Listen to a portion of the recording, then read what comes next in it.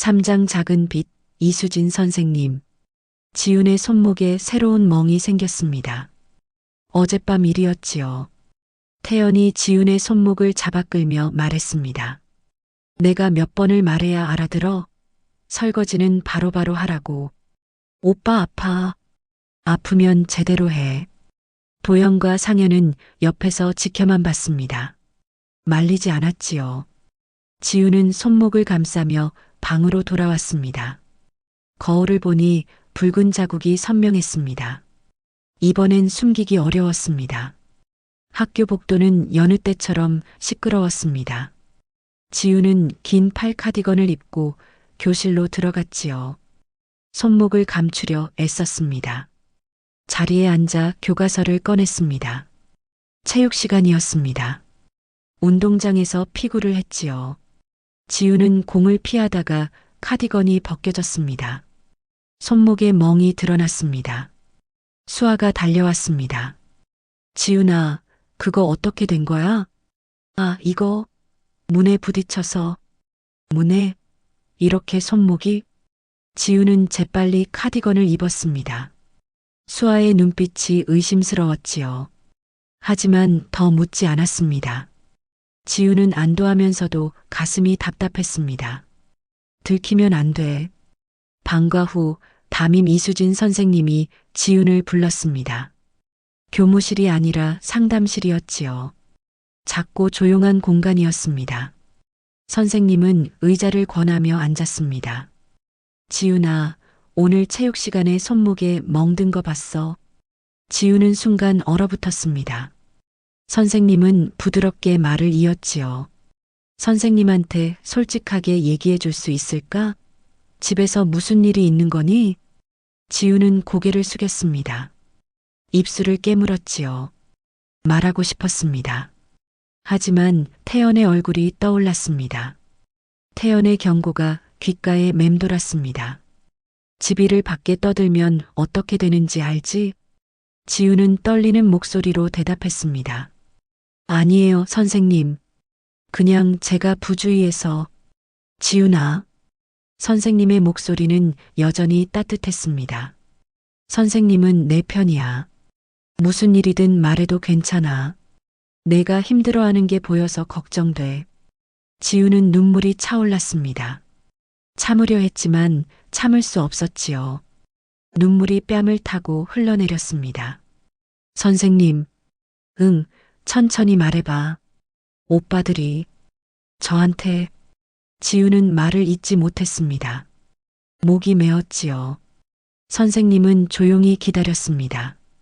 지훈은 한참 만에 다시 입을 열었습니다. 저한테 심부름을 시키고 제가 못하면 화내요.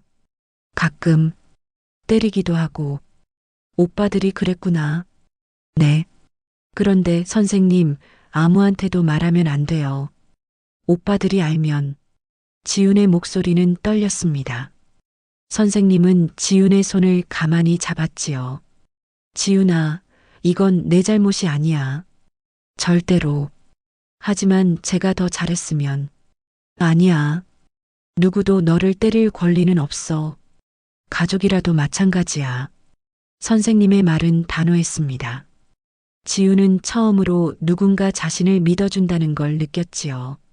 하지만 동시에 두려움도 밀려왔습니다. 선생님, 제발 아무한테도 말하지 말아주세요. 지훈아, 선생님은 너를 도와주고 싶어. 하지만 이런 일은 혼자 해결할 수 없어. 안 돼요. 오빠들이 알면 더 심해질 거예요. 선생님은 잠시 고민했습니다. 지훈의 두려움을 이해했지요. 하지만 이대로 둘 수는 없었습니다. 알았어. 그럼 우선 선생님이랑만 얘기하자. 내가 준비될 때까지 기다릴게. 지훈은 고개를 끄덕였습니다. 선생님은 휴대폰 번호를 적어 건넸지요. 언제든 힘들면 선생님한테 연락해. 알았지? 네, 선생님. 감사합니다. 지훈은 상담실을 나왔습니다. 가슴이 복잡했지요. 누군가에게 말했다는 안도감과 들켰다는 두려움이 뒤섞였습니다. 집으로 가는 길은 더 무겁게 느껴졌습니다. 현관문 앞에 서서 지우는 심호흡을 했지요. 문을 열었습니다. 거실에 태연이 앉아 있었습니다. 혼자였습니다. 지우는 조용히 인사했지요. 다녀왔습니다. 태연은 고개를 돌렸습니다. 표정이 평소보다 어두웠지요. 야, 지훈아. 이리 와봐. 지우는 가슴이 철렁했습니다. 천천히 다가갔지요. 태연이 물었습니다. 학교에서 무슨 일 있었어? 아니요, 없었어요. 선생님한테 뭐라고 했냐고. 지우는 얼어붙었습니다. 어떻게 알았을까요? 태연은 냉소를 띠며 말했습니다. 내 짝꿍 어머니가 우리 엄마 아는 사람이더라. 선생님이 너 상담한다고 하더라는데 지우는 아무 말도 할 수 없었습니다. 태연이 일어났지요. 뭐라고 했어? 말해봐. 아무것도 안 했어요. 그냥 숙제 얘기했어요. 거짓말하지 마. 태연의 목소리는 낮고 차갑했습니다. 지우는 뒤로 물러섰지요. 태연이 한 걸음 다가왔습니다. 지비를 밖에 떠벌리고 다니면 어떻게 되는지 말했잖아. 아무 말 안 했어요. 정말이에요. 지훈의 목소리는 떨렸습니다. 태연은 지훈을 노려봤지요. 긴 침묵이 흘렀습니다. 그리고 태연은 돌아섰습니다. 다음엔 조심해. 태연은 자기 방으로 들어갔습니다. 지훈은 그 자리에 서서 한참을 떨었지요. 다리에 힘이 풀렸습니다.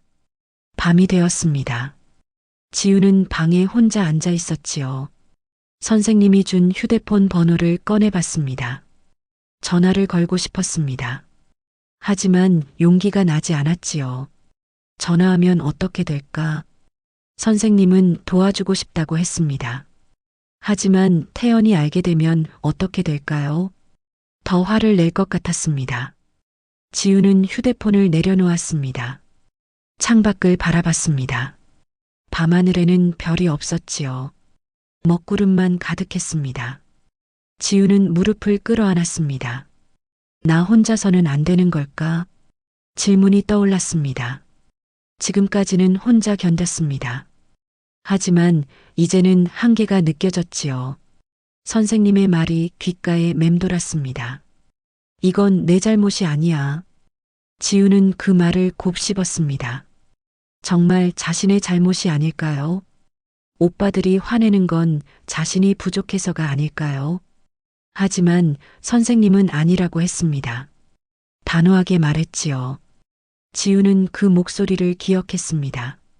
문득 결심이 섰습니다. 한 번만 더 기회를 줘보자. 선생님을 믿어보기로 했습니다. 혼자서는 안 된다는 걸 인정하기로 했지요. 지우는 휴대폰 번호를 다시 꺼냈습니다. 아직 전화하지는 않았습니다. 하지만 손에 꼭 쥐고 있었지요. 조금만 더 용기를 내면 다음 날 아침 학교에 갔습니다. 복도에서 이수진 선생님과 마주쳤지요. 선생님은 지훈을 보며 미소 지었습니다. 지훈아, 잘 잤어? 네, 선생님. 힘들면 언제든 얘기해. 네. 지훈은 작게 고개를 끄덕였습니다. 선생님의 눈빛은 따뜻했지요. 지훈은 그 순간 느꼈습니다. 자신이 혼자가 아니라는 걸. 교실로 들어가며 지훈은 생각했습니다. 선생님이 있어. 작은 희망이었습니다. 하지만 지훈에게는 큰 의미였지요. 지금까지 아무도 자신을 믿어주지 않았으니까요. 창밖으로 햇살이 조금씩 비쳤습니다. 먹구름 사이로 빛이 새어 들어왔지요. 지우는 그 빛을 바라보며 다짐했습니다. 조금만 더 견디자. 그리고 용기를 내자. 아직 두렵고 불안했습니다. 하지만 이제는 혼자가 아니었지요. 선생님이라는 작은 빛이 생겼습니다. 지우는 가방에서 공책을 꺼냈습니다. 그리고 조용히 숙제를 시작했지요. 한 글자 한 글자 정성스럽게 썼습니다. 마치 자신의 존재를 증명하듯이요. 복도에서 아이들의 웃음소리가 들렸습니다. 지우는 그 소리를 들으며 생각했습니다. 언젠가 자신도 저렇게 웃을 수 있을까요? 웃을 수 있겠지. 지우는 스스로에게 대답했습니다. 아직은 아니지만 언젠가는요. 그 언젠가를 위해 지금 견디기로 했습니다. 선생님이라는 작은 빛을 따라가기로 했지요. 사막 끝 사화에서 계속.